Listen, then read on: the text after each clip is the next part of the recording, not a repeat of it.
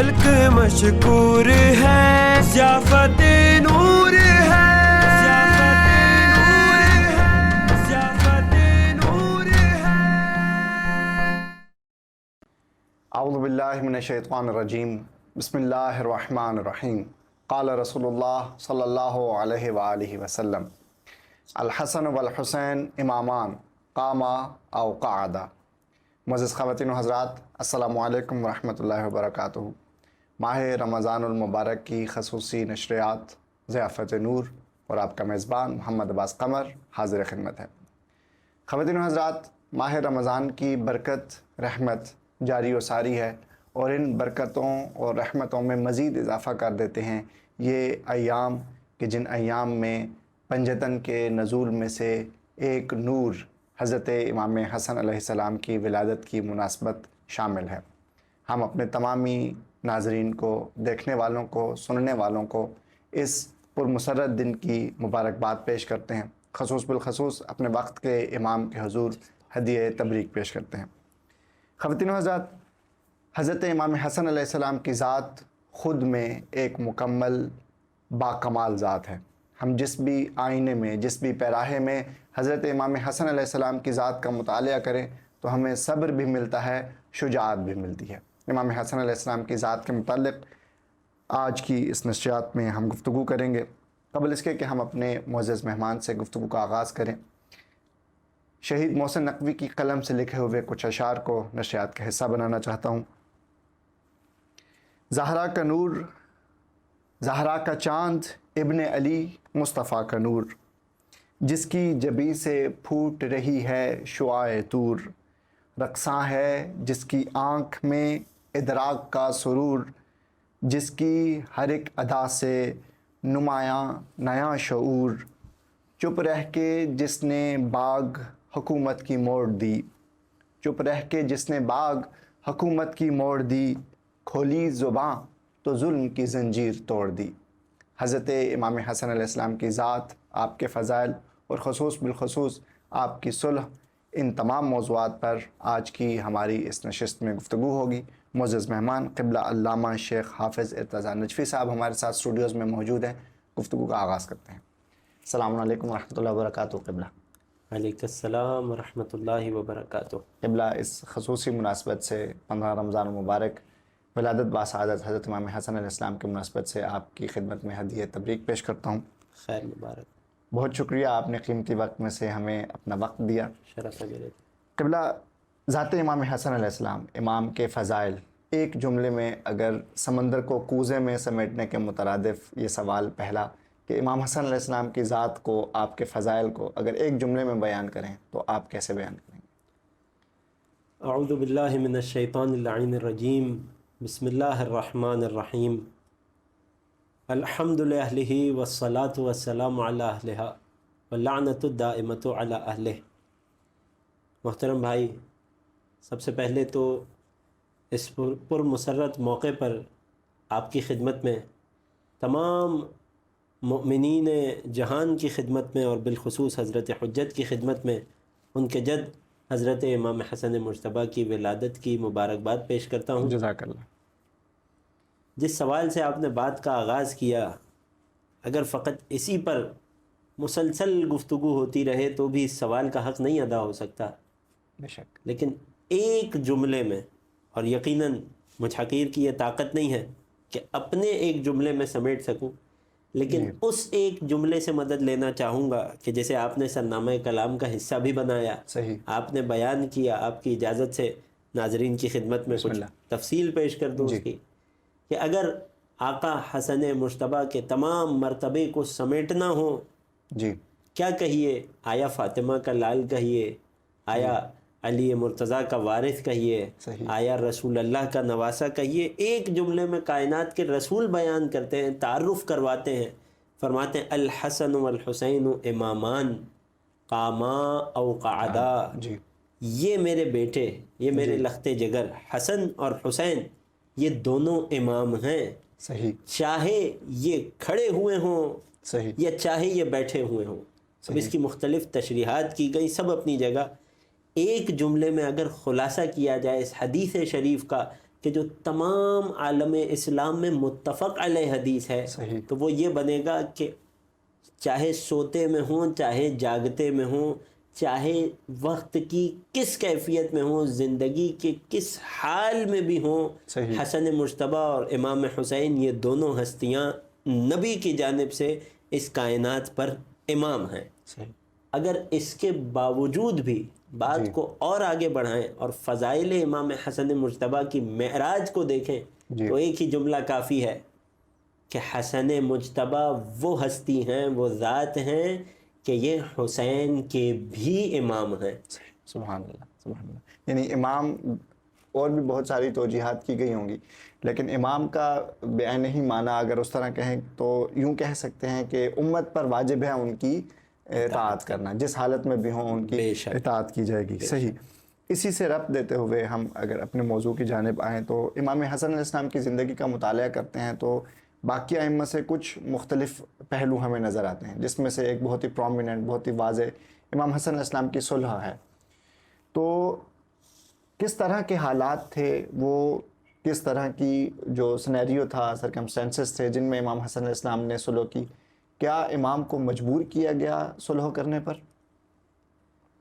لیکن سب سے پہلے تو اس اہم ترین اور انتہائی حساس موضوع کے انتخاب پر میں آپ کو مبارکباد پیش کرتا ہوں۔ یقین جانیے کہ بحیثیت مومنین، بحیثیت اثنا عشری 12 امامی، جی، ہم بہت نابلد ہیں اپنے دوسرے امام کی سیرت سے، کن حالات میں جی. امام نے زندگی گزاری، اور امام کی حیات کا ظاہری طور پر یہ سب سے نمایاں پہلو کہ امام کا حاکم شام سے صلح کرنا جی، اتنا اہم پہلو ہے، لیکن اس کے باوجود اتنا پوشیدہ ہے مؤمنین پر کہ جس کی کوئی حد نہیں ہے، اور یقیناً یہ ہماری جانب سے تقصیر ہے حق امام حسن مجتبی میں جی، کہ ہم ان کی معرفت کو کما حقہ حاصل کرنے کی، ان کے حالات زندگی کو سمجھنے کی، پڑھنے کی، جاننے کی کوشش میں نہیں کرتے۔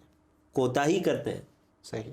اس حوالے سے انتہائی اہم سوال اس دور کے حالات کیا تھے، کیا پس منظر تھا، کیا کانٹیکسٹ تھا کہ امام حسن مجتبی نے حاکم شام سے صلح کی۔ اگر اس کانٹیکسٹ اور اس پس منظر کو سمجھنا ہے تو ہمیں تاریخ کے کچھ صفحات کو پلٹنا پڑے گا اور تھوڑا سا پیچھے جا کر اس موقع سے بات کو شروع کرنا پڑے گا کہ جہاں اس پورے معاجرے کی، معاملے کی یا امت کے درمیان ایک بہت بڑے فتنے کی بنیاد رکھی گئی۔ صحیح۔ جب ہمیں وہ بیج مل جائے گا جی، کہ جس کی بنیاد بہت پہلے رکھی گئی، صحیح، جو امام علی اور امام حسن کے ظاہری دور حکومت میں فتنے کا ایک تناور درخت بن چکا تھا، جس کی شاخیں مختلف امت مسلمہ کے علاقوں میں پھیل چکی تھی، صحیح، اگر ہم اس تناور درخت کی جڑ کو، اس کے بیج کو سمجھ لیں گے صحیح، تو بہت واضح ہو جائے گا کہ وہ کیا حالات تھے، کیا اسباب تھے کہ امام حسن مجتبی نے صلح فرمائی۔ صحیح۔ یقیناً یہ بات سب ناظرین جانتے ہیں کہ تیسرے دور خلافت میں صحیح، بنو امیہ کا اسلامی حکومت میں دخل شروع ہوا صحیح، کہ جب حاکم شام کو شام کا والی بنایا گیا تیسری خلافت کے بات، طرف سے۔ صحیح، بظاہر تو وہ فقط اس دور کے ظاہری خلیفہ کے جانب سے شام کے ایک بہت وسیع و عریض علاقے کا گورنر تھا، صحیح، لیکن در حقیقت یہ وہ بنیاد تھی کہ جس نے بعد میں اسلام کو تقسیم کیا اور بعد میں جس کے نتیجے میں کربلا بھی بپا ہوئی۔ صحیح، جب امام علی علیہ السلام کا ظاہری دور خلافت آیا تو وہ جو شام کی گورنری تھی، جی، اب اس نے خلافت کا لبادہ اوڑھنے کی کوشش کی صحیح، اور امام علی کی خلافت حقہ کے مقابلے میں اپنی حکومت کا، اپنی ریاست اور سلطنت کا علم بلند کیا، جس کے نتیجے میں ہمارے سامنے جنگ صفین آئی۔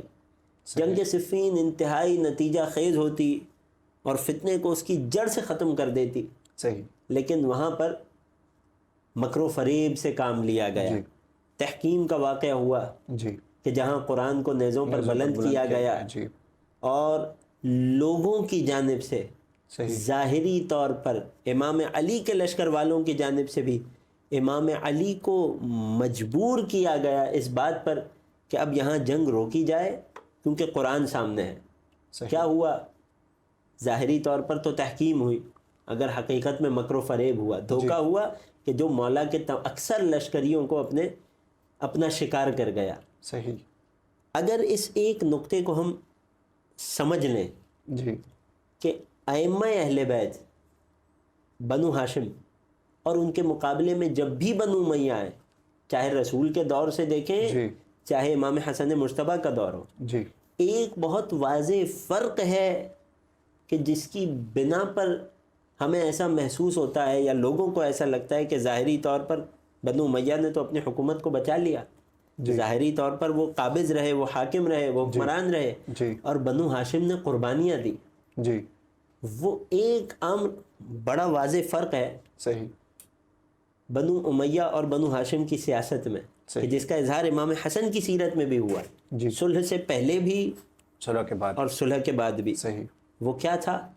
وہ یہ تھا کہ بنو امیہ کے نزدیک اور بالخصوص حاکم شام کے نزدیک ایک ہدف تھا، وہ تھا دنیاوی حکومت اور سلطنت کو حاصل کرنا، صحیح، اور چاہے وہ جس بھی طریقے سے حاصل ہو، چاہے وہ طریقے درست ہوں صحیح، یا غلط ہوں، مثبت طریقہ اپنانا پڑے یا منفی طریقہ، یا منفی ترین طریقہ اپنانا پڑے، یعنی اس کے لیے وہ ہر قسم کے اصول، قوانین، خدائی حدود، دین کی تعلیمات کو پامال کرنے پر آمادہ تھے، اور جتنا بھی خون بہانا پڑے اسے بہانے پر آمادہ تھے۔ صحیح، یہ طریقہ بنو امیہ کی طرف سے اختیار کیا گیا۔ اس کے لیے چاہے انہیں مکر و فریب اور ہیلے اور جھوٹ کا سہارا ہی کیوں نہ لینا پڑے، جبکہ اس کے مقابلے میں بنو ہاشم خدائی شریعت کی حدود میں پابند تھے، صحیح، جی، لہٰذا ظاہری طور پر بنو امیہ مکر و فریب کرتی تھی، صحیح، بنو ہاشم شرعی حدود میں رہ کر اس کا مقابلہ کرتے تھے، صحیح، مگر چونکہ عوام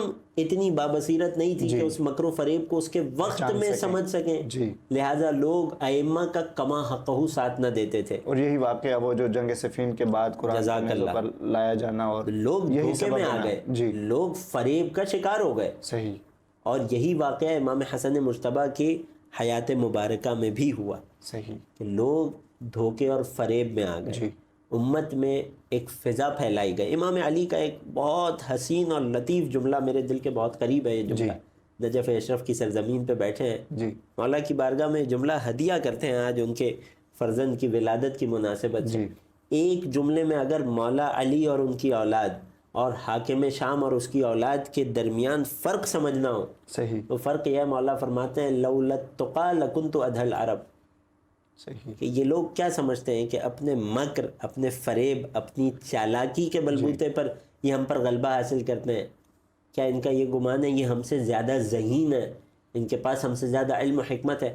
فرماتے ہیں یہ تقویٰ ہے کہ جس نے علی ابن ابی طالب کو روکے رکھا ہے، یہ حکم خدا کا پاس ہے، یہ عصمت ہے جس نے علی کو روکے رکھا ہے، ورنہ سامنے والا شخص علی سے زیادہ ذہین نہیں ہے۔ بالکل، یہی ماجرا بعینہ امام حسن مجتبیٰ کی حیات میں بھی، صحیح، کہ امام حسن مجتبیٰ علم اور خدائی حکمت و فراست سے کام لے رہے ہیں، صحیح، مقابل میں شیطانی دشمن اپنے مکر و فریب سے جی، کام لے رہا ہے۔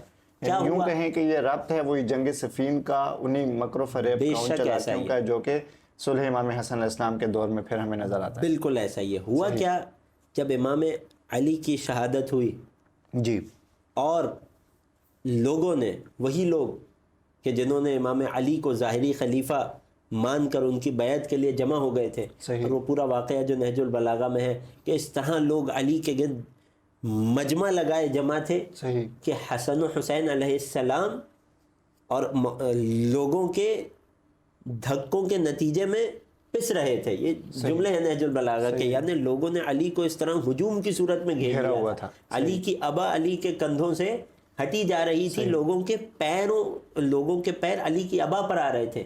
جب کسی جگہ بہت شدید ہجوم ہو جی تو وہاں ابا کا بہت زیادہ خیال نہیں رکھا جا سکتا. آپ خود ماشاءاللہ عالم دین ہیں، اس بات کو جانتے ہیں. جی تو جس طرح لوگوں نے اس وقت مولا کائنات کی ظاہری خلافت کو تسلیم کیا، جی اسی طرح کم و بیش عدد میں کچھ فرق تھا. مولا علی کی شہادت کے بعد ایک تو مولا علی کی جانب سے نص تھی حسن مرتضیٰ کی امامت پر، دوسرا مولا کے کچھ مخلص اصحاب نے یہ کوشش کی صحیح اور امام حسن کی امامت پر جمع ہو گئے، صحیح بالخصوص کوفے والے. صحیح امام حسن کی خلافت پر، ظاہری خلافت پر، دیکھیں ایک اہل بیت کا وہ رتبہ امامت ہے جی کہ جو خدا نے انہیں دیا ہے، جو ان سے کوئی سلب نہیں کر چھین نہیں سکتا، سکتا، بالکل جو کوئی جی. چھین نہیں سکتا، وہ خدائی عطا ہے. بالکل اور ایک اس عہدۂ امامت کی اپلیکیشن ہے جی کہ جو موقوف ہے اس بات پر کہ لوگ ان کی اطاعت کو تسلیم کریں. صحیح، یعنی لوگ خدا ان کا نے ساتھ لوگوں دیں. پر ان کی امامت کو قبول کرنے کو لازم قرار دیا ہے، صحیح جی ورنہ حقیقت میں امام اور حاکم اور رسول کے جانشین وہی رہیں گے، جی مگر لوگ ان کی حکومت سے محروم رہیں گے. صحیح جب لوگوں نے امام حسن مجتبیٰ کی خلافت کو، ظاہری خلافت کو تسلیم کیا، جی تو وہاں شام سے پہلے ہی امام علی کے دور حکومت میں ہی علم بغاوت بلند ہو چکا تھا، صحیح اور وہ اس قدر پھیل چکا تھا. اب وہ فتنہ شام میں موقوف اور منحصر نہیں تھا، صحیح بلکہ مصر کی بات کریں صحیح تو مصر میں مولا کے جانب سے جو گورنر معین کیے گئے تھے، کون تھے؟ حضرت محمد ابن ابی بکر. صحیح جی انہیں قتل کیا گیا، انہیں شہید کیا گیا. مولا نے دوسرا گورنر بھیجا صحیح جناب مالک اشتر، جی انہیں راستے میں زہر دے کر قتل کیا شہید گیا. دیا گیا. اور مصر پر حاکم شام نے اپنی حکومت اپنے تسلط کو جما لیا. اسی طرح یمن کی جانب اس نے اپنا ایک نمائندہ بھیجا، ایک بڑے لشکر کے ساتھ، صحیح خوب قتل و غارت گری کی. اور یمن پر مولا علی کا جو گورنر تھا وہ کون تھا؟ یہ نام بہت اہم ہے، اسے یاد رکھیے گا. وہ تھا عبید اللہ ابن عباس. کون؟ عبداللہ ابن عباس کا سگا بھائی، رسول کے چچا عباس کے فرزند، یعنی مولا علی کا سگا، مولا علی کا کزن کہیے آپ اسے، چچا زاد بھائی. جی یہ عبید اللہ ابن عاص گورنر تھا مولا کی جانب سے یمن کا. صحیح حاکم شام نے اپنے ایک لشکر کو بھیجا، یمن میں خوب قتل و غارت گری ہوئی، صحیح یہاں تک کہ اس عبید اللہ ابن عباس کے 2 کمسن ترین بچے جب حاکم شام کے ہرکارے کی فوجیں جی یمن میں اس کے گھر میں داخل ہوئی صحیح اور یہ کسی طرح جان بچا کر وہاں سے گئے، صحیح اس کی زوجہ کے سامنے ان 2 کمسن بچوں کو دیوار پر مار کر قتل کیا گیا. وہ زوجہ یہ منظر دیکھ کر مجنون ہو گئی، دیوانی ہو گئی، بازاروں میں پھرا کرتی تھی اپنے بچوں کو ڈھونڈنے کے لیے. اس قدر ظلم و بربریت. خلاصہ یہ کہ یمن پر بھی اس کا قبضہ، صحیح مصر پر اس کی حکومت، جی امام حسن کی حقیقی اور شرعی خلافت کے مقابلے میں. صحیح تیسرا کام انہوں نے کیا کیا؟ مولا علی کی شہادت کی خبر ملی، اب اس کے بعد لوگوں کو کہ جنہیں در حقیقت مولا حسن کا لشکر بن کر ان کے ساتھ، ان کی رقاب میں حق کے پرچم کے زیر سایہ جنگ کرنی تھی اور باطل کے پرچم کو نابود کرنا تھا، وہ لوگ آرام پسند ہو چکے تھے. صحیح ظاہری طور پر ان کی طبیعتیں آرام پسند ہو چکی تھیں، سکون پسند ہو چکی تھیں. اب اس امت میں باطل کے خلاف جنگ کرنے کا، جہاد کا وہ جذبہ نہیں باقی رہا تھا کہ جو رسول اللہ کے دور میں تھا یا مولا علی کے ابتدائی دور خلافت میں تھا. لوگ جنگ پر آرام کو فوقیت دے رہے تھے. صحیح اور اس نقطے کو حاکم شام نے بھرپور استعمال کیا. یعنی ہم یہ کہہ سکتے ہیں کہ جس طرح باقی امام رسول اکرم نے کچھ اپنے دور میں جنگیں لڑیں، امام علی علیہ السلام کی زندگی کا مطالعہ کرتے ہیں تو ہمیں کچھ جنگیں نظر آتی ہیں. تو جب امام حسن علیہ السلام کا دور آیا، ظاہری امامت شروع ہوئی، تو اس دورانیہ میں امام کے پاس اصلاً آپشن ہی نہیں تھا کہ وہ جنگ کر سکتے ہوں. ابتدا میں امام نے خوب کوشش کی کہ لوگ آمادہ ہو جائیں جنگ کرنے پر. امام نے لشکر کو ترتیب دیا اور لشکر کے قائد اور لشکر کے جرنیل مقرر کیے. صحیح لیکن سامنے سے جو مکر و فریب تھا جی وہ اس کوشش کی راہ میں رکاوٹ بن رہا تھا. یعنی امام نے اپنی فوج منظم کرنے کی کوشش کی. یقیناً تاریخ اٹھائیں تو اس کے واضح شواہد ہیں کہ امام خطبے دیا کرتے تھے جن سے لوگوں کو باطل کے خلاف جنگ پر آمادہ کریں. صحیح. یہاں تک کہ امام کا لشکر اور امت مسلمہ فریب کا اس قدر شکار تھی کہ امام نے اپنے لشکر سے 5 قائد تبدیل کیے. لشکر کے 5 سپہ سالار تبدیل کیے. کیوں؟ جسے امام سپہ سالار بناتے جی اسے حاکم شام اپنے مال کے ذریعے خرید لیتا. صحیح. کئی بار یہ واقعہ تکرار ہوا امام حسن مجتبیٰ کے لشکر میں، اور مومنین ان باتوں کو نہیں جانتے، لہٰذا صلح درک نہیں کر پاتے کہ رات میں جسے لشکر کا سپہ سالار بنایا گیا جب صبح اٹھے تو وہ شخص اپنے خیمے میں نہیں تھا. کہاں تھا؟ وہ شام کی جانب سفر پر جا چکا ہے. حاکم شام اسے درہم و دینار دے کر خرید چکا ہے. صحیح. امام کے لشکر کے عام ایک سپاہی کو دولت دی جاتی تھی، اور لوگ چونکہ جنگ پسند نہیں تھے، صحیح. لوگ جنگ سے جہاد سے تھک چکے تھے، لہٰذا لوگ اس لالچ کو قبول کرتے تھے. یہاں تک یہی اب ذرا آپ تصور کیجئے گا، جی ابھی جو میں نے آپ سے عرض کیا تھا جی نام یاد رکھنے کے لیے، عبید اللہ ابن عباس، جی یہ شخص جس کے بچوں کا قاتل حاکم شام اور اس کا وہ گورنر، امام نے 4تھا سپہ سالار لشکر کا اسی کو بنایا. صحیح. امام کا اپنا چچا زاد بنو عباس سے، جناب عباس رسول کے چچا، ان کا بیٹا چھوٹا بیٹا عبید اللہ، کہ جس کے بچوں کا قاتل ہے حاکم شام، جی یہ شخص بھی درہم و دینار کی لالچ میں آ کر امام حسن مجتبیٰ کے لشکر کی قیادت کو چھوڑ کر شام چلا گیا اور وہاں جا کر پناہ گزین ہوا. یعنی اس کو ہم یوں تھوڑا سا تعبیر کر سکتے ہیں کہ درہم و دینار اور حالات نے اس قدر لوگوں کو اپنے پیراہے میں لے لیا، اپنے گھیرے میں لے لیا کہ امام حسن علیہ السلام کے ساتھ مستمر نہ رہ سکے. قبلہ آپ سے گفتگو کا سلسلہ جاری ہے. ناظرین کرام، یہاں وقت و ایک بریک کا حاضر ہوتے ہیں مختصر سے وقفے کے بعد.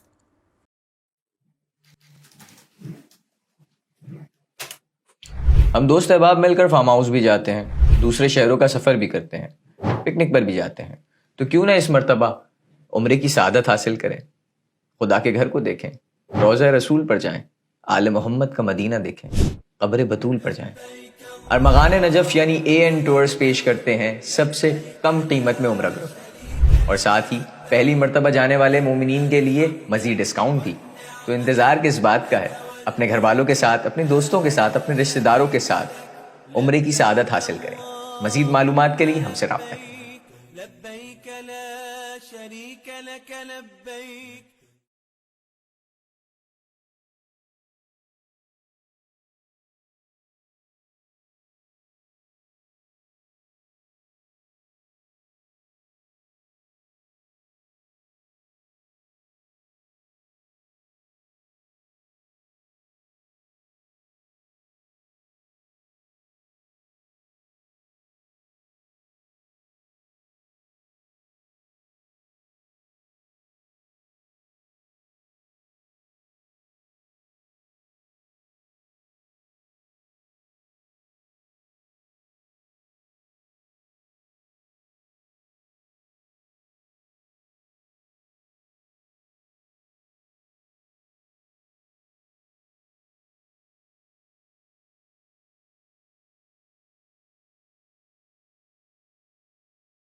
نور ہی نور ہے، خلق مشکور ہے، ضیافت نور ہے، ضیافت نور ہے. نور ہی نور ہے، خلق مشکور ہے، ضیافت نور ہے.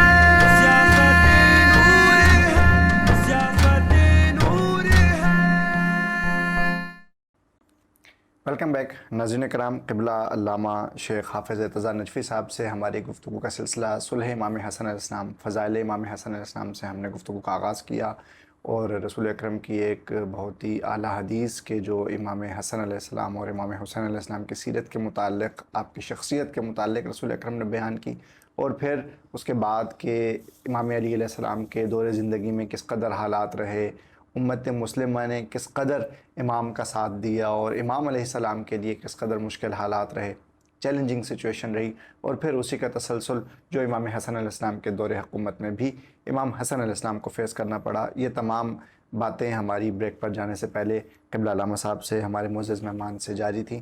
قبلہ، آپ نے بریک پر جانے سے پہلے جس طرح بتایا کہ امام حسن علیہ السلام نے خود جس شخص کو اپنا گورنر معین کیا، سپہ سالار معین کیا، بعد ازاں وہی کہ جو امیر شام کے لشکر میں شامل ہو گئے، حالانکہ وہ ان کے بچوں کے قاتل بھی رہا، تو پھر اس کے بعد یعنی ہم اس کو یوں نتیجہ نکال سکتے ہیں کہ امام علیہ السلام کے لیے جب صلح کا آپشن رہا تو یوں کہہ دیں کہ حالات کے ہاتھوں امام کو مجبور کر دیا گیا کہ جنگ کا آپشن ختم کر کے امام صلح کرنے پر مجبور ہو گئے۔